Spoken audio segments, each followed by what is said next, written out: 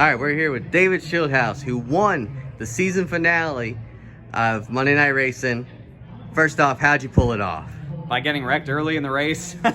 It's as I said, coming to the checkered flag, it was like the most meaningless win because there was so much more at play. Not being a championship driver, everyone was watching that, and I feel like I just sort of cruised away to win. But it really starts with that first and only caution when I got spun, came down pit road, took my fast repair, took fresh tires, and it put me in a fuel window where I only had to pit and not worry about fuel. Everyone else was really, really close, and with it going green to the end, it just played out in my favor. And sometimes you're lucky like that. So it wasn't a skill thing; it was just pure luck. But I'll take those wins too.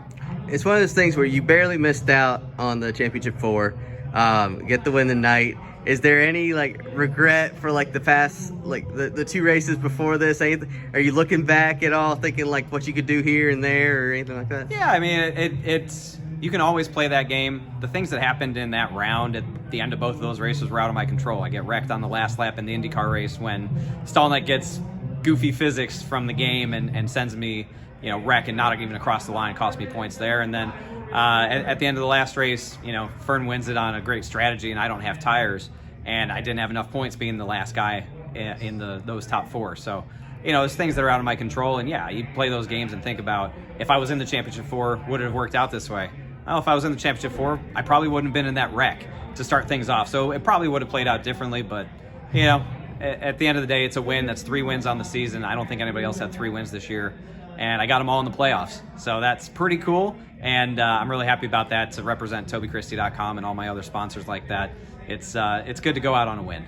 And last but not least, what was it like racing in front, not just racing in front of this crowd, winning in front of a live crowd? No one cared. No one cared about me.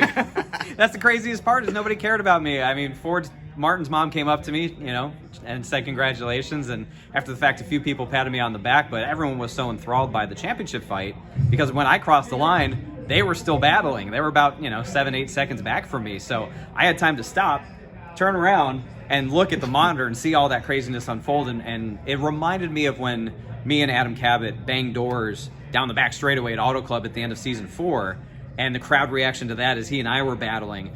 I think this was a lot louder because this was full-on trading blows, wrecking, spinning, crashing, and both trucks in just a smoking heap, not knowing who was going to win, and the crowd really got into that. So it definitely reminded me of that. I think it was probably louder.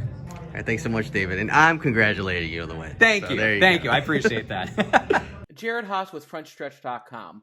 Make sure to hit that subscribe button. Also, check one of those 2 videos out that we have right beside you. Visit Frontstretch.com for more great content.